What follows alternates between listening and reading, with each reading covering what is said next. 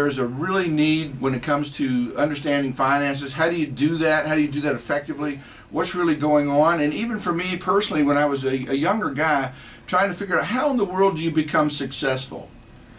And it seemed like no matter how hard I tried, or the harder I tried, the further behind I got. And I began to try and figure out why this was happening, and trying to understand how investments work, how just becoming successful personally works. And one of the things I think that you've got to begin to understand is in your own personal life that the ability to dream, to become financially stable. There's lots of things that you can do in your own heart and your own mind that God created you to do, and be able to take those skills and take them to the next level is kind of one of the keys to your financial success as well.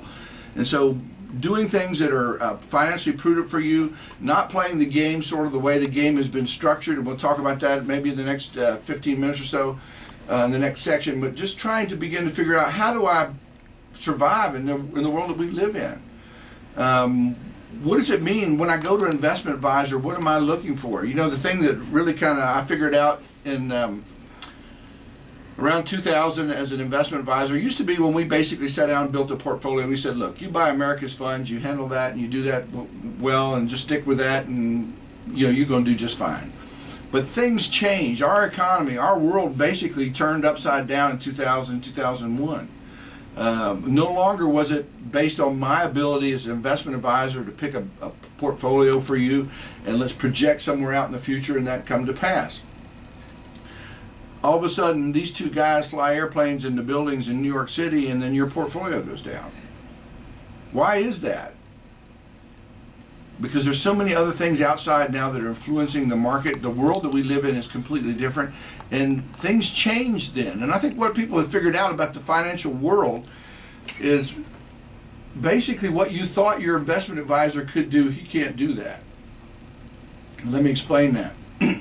Most people believe that your investment advisor is sitting down there with your funds and he's watching over those, and he's hovering over those, and he understands the market in such a way that when the stock market falls, before that happens, he's going to call you and he's going to do what? Save you. He's going to take your money out of the market. He's going to put you in a position of safety and protect you from any kind of hazards that happen in the stock market. Basically what we figured out is that doesn't happen. They can't do that. They don't have the practical ability to do that. I can't do that. And how I know that your advisor can't do that either is basically he's working with you. You say, well, what do you mean?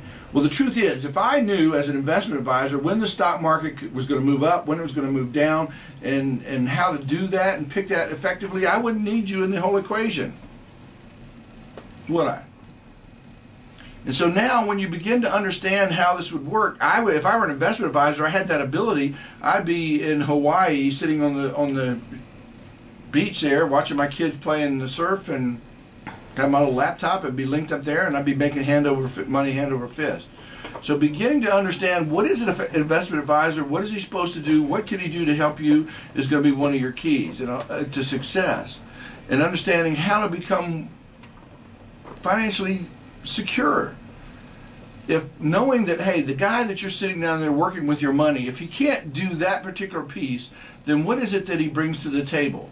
He needs to bring to the table something other than, hey, I have this mutual fund. And it's kind of like this.